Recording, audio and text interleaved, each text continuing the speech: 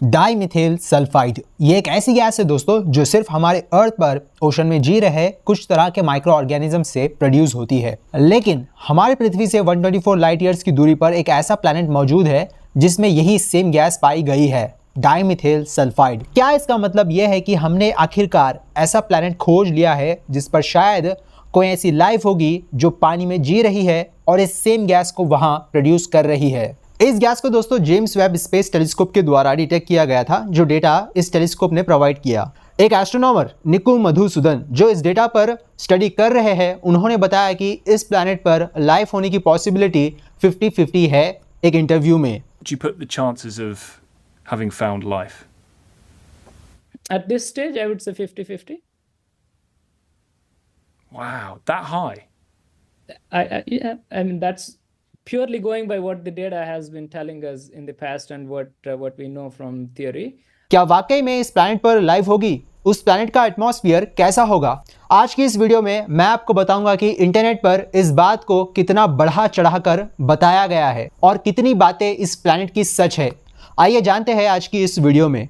हम इंटरनेट के एग्जैजरेशन को साइड पर रखकर जानेंगे कि जो डेटा प्रोवाइड किया गया है उसके असली फैक्ट्स क्या है। सबसे पहले जानते हैं कि K2-18b किस टाइप का प्लैनेट है। इस प्लैनेट को एक ऐसी कैटेगरी में डाला गया है दोस्तों जो कि अभी के लिए हाइपोथेटिकल कैटेगरी है। मतलब एक्सपर्ट्स का मानना है कि ऐसे प्लैनेट्स यूनिवर्स में जरूर होंगे, लेकिन अभी तक उनका कोई स्ट्रॉन्ग एविडेंस हमें नहीं मिला। ये प्लैनेट्स है हाइसीन प्लैनेट्स, एक ऐसा प्लैनेट जिसका एक हाइड्रोजन से बना हुआ अपना एक एटमॉस्फेयर होगा और इन प्लैनेट्स पर पानी की मात्रा ज्यादा होगी। और इन्हीं दो शब्दों का इस्तेमाल करके हाइड्रोजन और ओशन इन दोनों से एक वर्ड फॉर्म किया गया है, हाइसीन। K2-18b अभी जिस प्लैनेट पर डाइमिथाइल सल्फाइड डिटेक्ट किया गया है, एस्ट्रोनॉमर्स भी यही अंदाजा लगा रहे हैं कि शायद K2-18b प्लैनेट भी एक हाइसीन प्लैनेट हो सकता है। इस प्लैनेट का साइज दोस्तों हमारे नेपच्यून प्लैनेट से थोड़ा सा छोटा हो सकता है।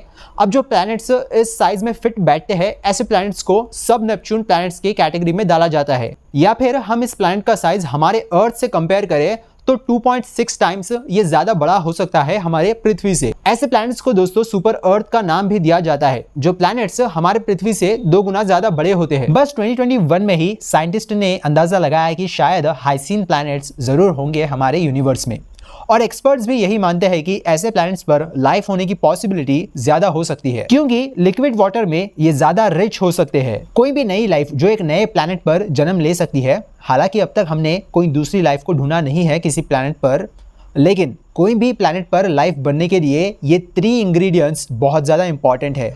पहला, लिक्विड वाटर, जिसमें एटम्स और मॉलिक्यूल्स फ्रीली एक जगह से दूसरी जगह इजीली मूव हो सके। दूसरा, एनर्जी जो प्लैनेट के होस्ट स्टार से आ सकती है। तीसरा, ऑर्गेनिक मॉलिक्यूल्स जो कार्बन एटम से बने हो। हमारी धरती पर भी दोस्तों लाइफ की शुरुआत में पानी का बहुत बड़ा रोल था, क्योंकि लाइफ पानी में बनी, फिर धीरे धीरे वो जमीन पर आई। सिमिलरली एक जुपिटर प्लैनेट के मून यूरोपा पर भी अंदाजा लगाया जाता है कि इसके सरफेस के नीचे एक बड़ा सा ओशन हो सकता है, और अगेन एक्स्ट्रा टेरेस्ट्रियल लाइफ होने की पॉसिबिलिटी भी बताई जाती है। लेकिन दोस्तों K2-18b के केस में प्रॉब्लम है इस प्लैनेट का स्टार। बस लास्ट वीडियो में ही मैंने ये बताया था कि रेड ड्वार्फ स्टार्स साइज में काफी छोटे होते हैं और इनसे जो लाइट निकलती है वो काफी डिम होती है, लेकिन जो ये रेडिएशन रिलीज करते हैं अपने सोलर फ्लेयर से वो काफी हाई होता है, जो ये स्टार्स अपने नजदीकी प्लैनेट के एटमॉस्फेयर को हार्म कर सकते हैं। हालांकि K2-18b प्लैनेट भी हैबिटेबल जोन में आता है, अपने होस्ट स्टार से ठीक ठाक दूरी पर है। जिस डिस्टेंस पर इस प्लैनेट के सरफेस पर अगर वाटर होता है तो वो लिक्विड फॉर्म में ही होना चाहिए। जितने डिस्टेंस पर ये प्लैनेट अपने होस्ट स्टार को ऑर्बिट करता है, इस प्लैनेट को सिर्फ 32 डेज का ही समय लगता है अपने स्टार को फुली ऑर्बिट करने के लिए। अब एक साइड पर खबर ये आ रही है कि ये प्लैनेट पर पानी हो सकता है, लेकिन ऑन दी अदर हैंड कुछ एक्सपर्ट्स दोस्तों ये भी आर्ग्यू कर रहे हैं कि ये प्लैनेट एक गैस प्लैनेट हो सकता है, ना कि एक ऐसा प्लैनेट जिस पर वाटर हो। अभी आप और चौंका देने वाली बात सुनिए, कुछ एक्सपर्ट्स ये भी आर्ग्यू करते हैं कि इस प्लैनेट पर डाइमिथाइल सल्फाइड होगा ही नहीं, कुछ डेटा में गड़बड़ हुई है, ऐसा कुछ एक्सपर्ट्स का कहना है। ये सब एक्सपर्ट्स के बीच इतना मिक्स्ड ओपिनियन आने का रीजन ये है दोस्तों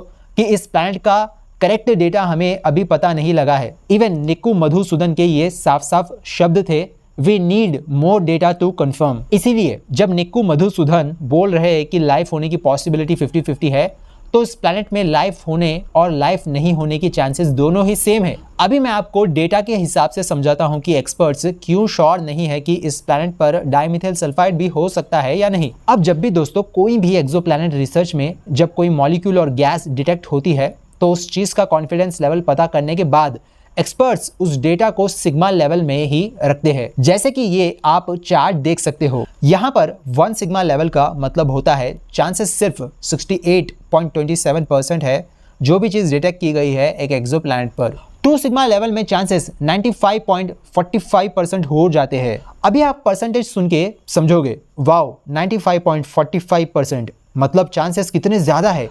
लेकिन 1 और 2 सिग्मा लेवल पर अगर कुछ डिटेक्ट होता है तो इस रिजल्ट को ऐसे माना जाता है कि शायद जो मॉलिक्यूल या गैस एक्सोप्लैनेट पर डिटेक्ट की गई है वो बाय चांस हो सकती है, एक गलती हो सकती है। लेकिन जब कोई डिटेक्शन 3 सिग्मा लेवल पर आता है तब उस गैस या मॉलिक्यूल के उस प्लैनेट पर होने के चांसेस ज़्यादा बढ़ जाते हैं। और लेवल 5 एंड लेवल 6 एक गोल्डन स्टैंडर्ड है, मतलब यहाँ पर चांसेस काफ़ी हाई है कि पक्का ये चीज़ उस प्लैनेट पर होगी ही। अभी आप गैस कीजिए कि जो डाइमिथाइल सल्फाइड K218b प्लैनेट पर डिटेक्ट किया गया है उसका सिग्मा लेवल क्या आया होगा। सिर्फ और सिर्फ 1 सिग्मा लेवल की रेटिंग मिली है। जो डाइमिथाइल सल्फाइड इस प्लैनेट पर डिटेक्ट किया गया है सिर्फ और सिर्फ 1 सिग्मा लेवल। इसका मतलब चांसेस काफ़ी कम है कि इस प्लैनेट पर इवन डाइमिथाइल सल्फाइड होगा। इसीलिए हमें और डेटा चाहिए ताकि एटलीस्ट हमें 3 सिग्मा की वैल्यू मिले और ये कंफर्म हो जाए जो हमें डाइमिथाइल सल्फाइड डिटेक्ट किया है वो कोई फ्लूक नहीं है और वो गैस वाकई में उस प्लैनेट पर प्रेजेंट है। चलिए दोस्तों, मैं आपके सामने एक सिनारियो रखता हूँ। अगर इनकेस डाइमिथाइल सल्फाइड वाकई में इस प्लैनेट पर प्रेजेंट होगा तो क्या इसका मतलब ये है कि इस प्लैनेट पर वाकई में लाइफ होगी? क्योंकि एज वी नो अर्थ पर तो ये गैस सिर्फ कुछ मरीन ऑर्गेनिज्म से ही प्रोड्यूस हो रही है। वेल दोस्तों, हम ऐसा नहीं कह सकते। क्या पता इस प्लैनेट K218b पर अलग तरह की केमिस्ट्री चल रही है जिसके बारे में हम नहीं जानते। ज़रूरी नहीं है कि अर्थ पर वो गैस एक प्रोसेस से बन रही है और यूनिवर्स के दूसरे कोने में भी वो गैस सेम प्रोसेस से ही बनी होगी। शायद उस प्लैनेट पर एक अलग तरह की केमिस्ट्री चल रही होगी जिससे डाइमिथाइल सल्फाइड प्रोड्यूस हो रहा है बिना किसी लाइफ के। ये तो पहला सिनारियो है जो मैंने आपके सामने रखा। लेकिन क्या ऐसा भी पॉसिबल है कि इस प्लैनेट पर वाकई में डाइमिथाइल सल्फाइड है और वो कोई वहाँ पर जी रहे ऑर्गेनिज्म से प्रोड्यूस हो रहा है? यस, क्यों नहीं, इसकी भी पॉसिबिलिटी है। अब सबसे बड़ा सवाल ये है कि क्या इस प्लैनेट पर ऑक्सीजन है अगर कोई इस प्लैनेट पर जी रहा है? अभी तक ये कंफर्म नहीं हुआ है, लेकिन मैं बताना चाहता हूँ जस्ट बिकॉज हमारे अर्थ पर हमें ऑक्सीजन चाहिए होता है most of the living beings को अर्थ पर जीने के लिए। ज़रूरी नहीं है कि दूसरे प्लैनेट पर वो ऑर्गेनिजम्स की बॉडी भी इसी तरह से इवॉल्व हुई होगी कि उनको भी जीने के लिए ऑक्सीजन की ज़रूरत पड़े। जैसे कि हमारे अर्थ पर ऐसे कुछ माइक्रो ऑर्गेनिजम्स मौजूद है जो जीने के लिए ऑक्सीजन पर बिल्कुल भी डिपेंडेंट नहीं है। उनको एक अलग सोर्स की ज़रूरत पड़ती है रेस्पिरेशन के लिए, सांस लेने के लिए। ऐसे माइक्रो ऑर्गेनिजम्स को दोस्तों एनारोबिक माइक्रो ऑर्गेनिजम्स कहते हैं। जैसे कि यहाँ कुछ एग्जाम्पल्स है, आप स्क्रीन पर देख सकते हो। अगर हम इन माइक्रो ऑर्गेनिजम्स को साइड पर रख दे दोस्तों तो हमारे अर्थ पर ऐसे ऑर्गेनिजम्स भी मौजूद है जहां नॉर्मल लाइफ सर्वाइव नहीं कर पाती, वहां पर कुछ अलग तरह के माइक्रो ऑर्गेनिजम्स जीते हैं। मतलब आप इतना समझिए, जो अर्थ के प्लेसेस नॉर्मल लिविंग बींग्स के लिए जीने लायक नहीं है वहां एक दूसरे ऑर्गेनिजम्स जीते हैं। अब ऐसे ऑर्गेनिजम्स को एक्सट्रीमोफाइल्स कहते हैं।